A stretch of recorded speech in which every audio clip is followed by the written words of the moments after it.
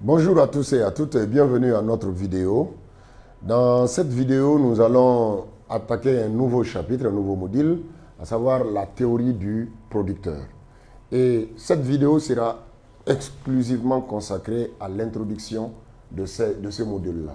C'est-à-dire que dans cette vidéo, nous allons juste planter le décor en décortiquant un peu les principaux concepts que nous allons utiliser dans les prochaines vidéos.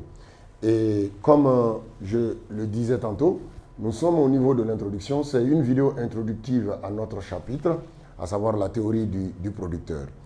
Et comme premier concept que nous allons définir, il y a les facteurs de production et les inputs. Il est très utile pour un étudiant de faire le distinguo entre ce que nous appelons en économie, de manière orthodoxe, un facteur de production et qu'est-ce que nous entendons par input. Un facteur de production est tout élément qui intervient dans le processus de production, mais dont l'utilisation est renouvelée dans ce processus de production. Et en économie, d'une manière générale, pour produire n'importe quel bien, on a besoin principalement de quatre principaux facteurs. En d'autres termes, en économie, il n'existe que quatre principaux facteurs de production. Le premier facteur de production, c'est la terre. Le second facteur, c'est le capital humain. Le troisième facteur, c'est le capital physique ou encore appelé les biens instrumentaux. Et le dernier facteur, qui est le quatrième facteur, n'est autre chose que les ressources naturelles.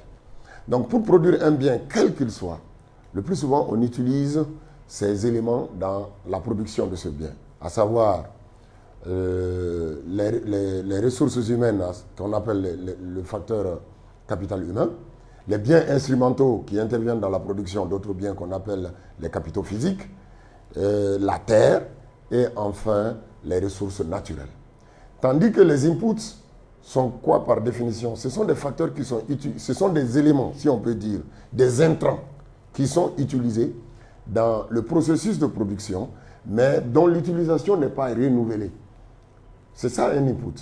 Donc, en termes de définition, l'étudiant doit comprendre qu'il y a quatre facteurs, mais il y a beaucoup d'inputs.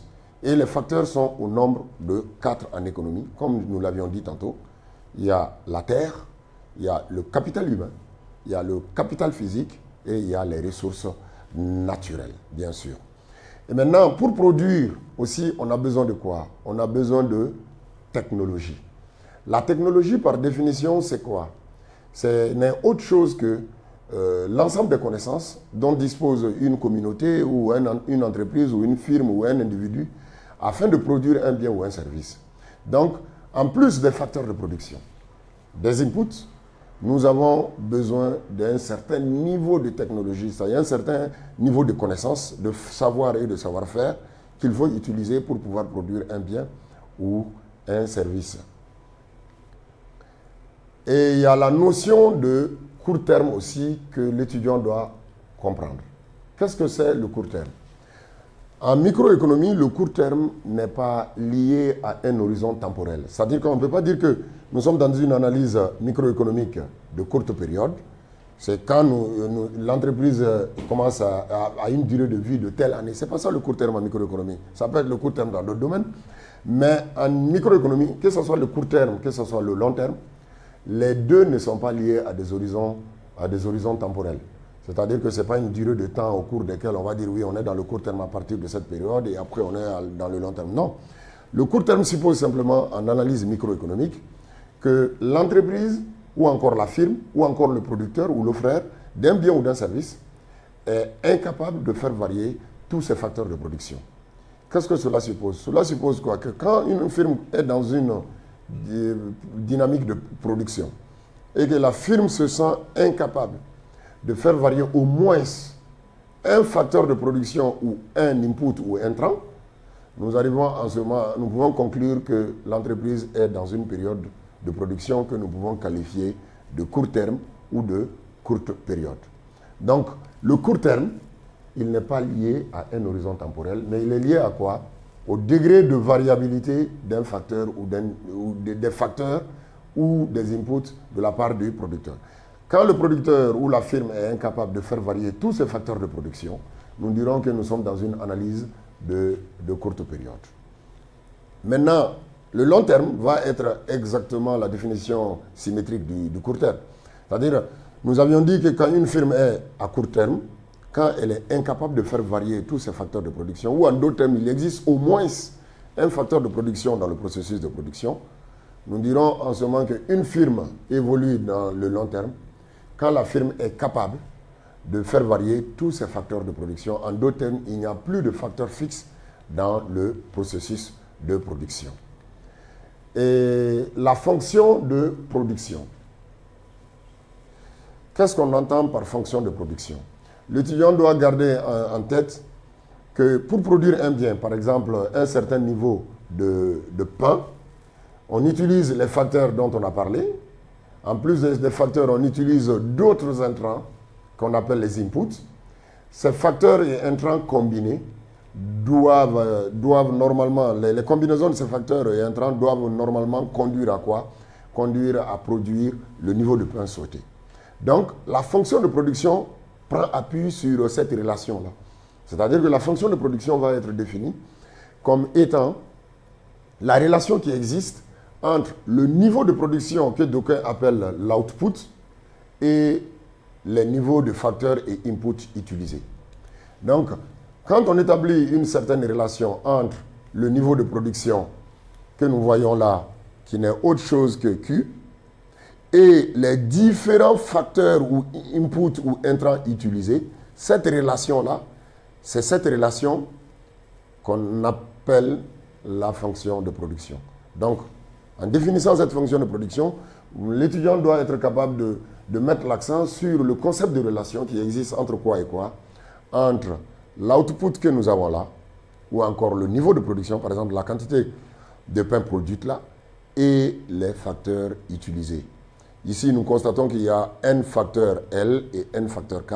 Donc, en combinant ces différents inputs là, ou encore facteurs, que nous pouvons arriver à produire ce niveau de production Q. Et Q est appelé en ce moment l'output. Mais dans notre analyse, nous ne pouvons pas, nous faisons une agrégation des facteurs. C'est-à-dire que nous supposons que nous allons produire dans le temps avec deux facteurs seulement.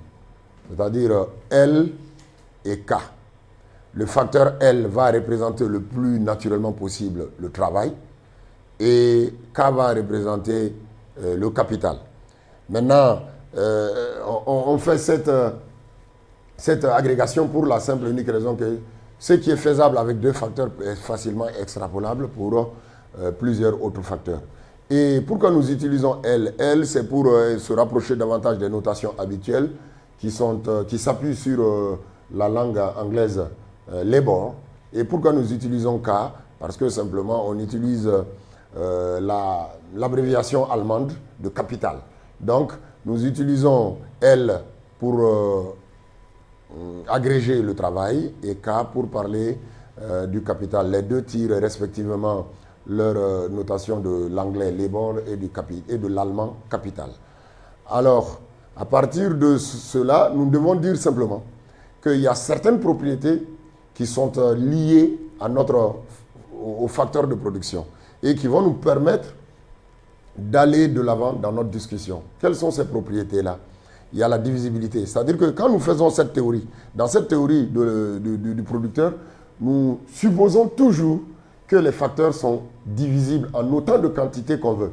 Ça veut dire quoi? Si par exemple on doit utiliser des bâtiments, on fait l'hypothèse implicite que les bâtiments peuvent être divisés en autant de quantités qu'on veut. Si on doit utiliser des fours, par exemple si c'est une boulangerie, on fait l'hypothèse que les fours peuvent être divisés en autant de quantités. Si on doit utiliser le temps de travail, ainsi de suite. Donc tous les facteurs sont divisibles en autant de quantités qu'on veut. On utilise cette propriété en réalité pour pouvoir être capable d'appliquer les fonctions de dérivation, etc. etc.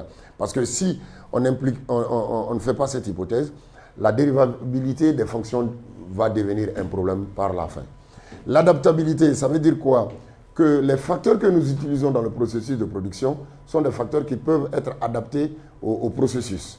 Et il y a une troisième propriété qu'on appelle la substituabilité. Ça aussi, c'est une propriété hyper importante Car cette propriété de substituabilité nous permet de faire quoi?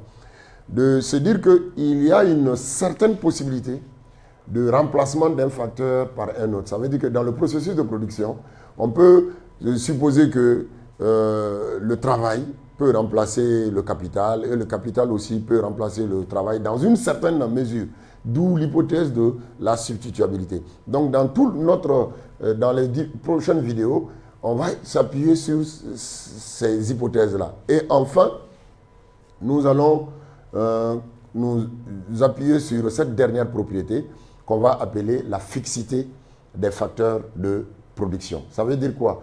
Que pour un départ, on peut supposer par exemple qu'il existe des facteurs fixes dans le processus de production. Et d'ailleurs, c'est cette fixité qui nous permet en réalité d'aboutir à cette dénomination de court terme. Parce qu'on avait dit qu'à court terme, la firme est incapable de faire varier tous ces facteurs de production. Donc, il existe des facteurs fixes dans le processus de production. Et donc, la fixité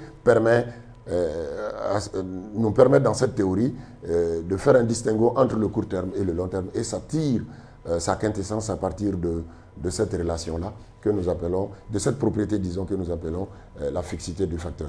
Mais avant de conclure cette vidéo, je voudrais revenir un peu sur ces deux notions et mettre l'accent sur une toute petite remarque. Quelle est cette remarque? Nous avions dit que quand on produit, la production se fait sur la base des facteurs de production et des inputs. Les facteurs de production, ce sont des éléments qui interviennent dans le processus de production qui sont renouvelables. Et tandis que les inputs sont des éléments qui interviennent dans le processus de production qui ne sont pas renouvelables dans le processus de production. Pour comprendre cette dynamique, on va prendre par exemple le travail. Vous voyez par exemple, si on veut produire une certaine quantité de pain, le travailleur offre son travail au jour le jour. Donc, il y a un renouvellement de cette force de travail. Si on utilise un four, par exemple, pour produire le même pain, le même four est utilisé plusieurs fois sur des années et des années. Donc, il y a un renouvellement du facteur capital. Si on prend, par exemple, la terre, il y a le bâtiment qui est construit, la boulangerie est construite sur la terre. Donc, la boulangerie utilise cette même terre-là au fil des ans. Donc, c'est ce qu'on appelle les facteurs de production. Mais les inputs, on a dit qu'il n'y a pas de renouvellement. Par exemple, si on utilise la farine est un input. Ce n'est pas en réalité un facteur de production dans un sens économique pur, orthodoxe. La farine est un input, c'est-à-dire un intrant simple. Pourquoi? Parce que la farine qui va servir à faire le pain aujourd'hui, cette même farine ne sera pas utilisée demain pour faire du pain encore. Donc c'est fini, il n'y a pas de renouvellement. Si nous prenons par exemple la quantité de glace qui intervient dans la fabrication du pain, cette quantité de glace qui est utilisée aujourd'hui ne sera plus utilisée dans le processus de production. C'est ça la nuance en économie entre facteur de production, qui est un élément qui est censé se renouveler dans le processus de production, et input, qui est utilisé de manière définitive et qui n'est pas renouvelé. Mais par abus de langage, on peut le retrouver même dans les bouquins de référence, par abus de langage, le plus souvent, on pose que facteur de production est égal à input. Mais c'est un abus de langage. Quand on veut faire de l'économie de manière orthodoxe, il y a 4 facteurs de production et des inputs que nous appelons les intrants. Donc, à la suite de cela, nous pouvons faire la remarque définitive suivante, que tout facteur peut être considéré à la limite comme un intrant, mais tout intrant n'est pas un facteur de production. Donc, nous devons garder cela en tête. Si on veut être dans l'orthodoxie économique, le facteur de production n'est pas égal à l'input. Mais par abus de langage, on peut admettre qu'un input est un facteur et un facteur est un input. Mais l'étudiant doit garder en tête qu'il existe 4 facteurs de production qui sont la terre, le capital physique, le capital humain et les ressources naturelles. Donc, cette vidéo nous a servi de tremplin pour pouvoir entrer en plein dans notre discussion, dans les discussions à venir à travers les vidéos, la série de vidéos qui viendra. C'est sur ces mots que nous mettons un point final à cette vidéo introductive. On se donne rendez-vous pour une nouvelle vidéo.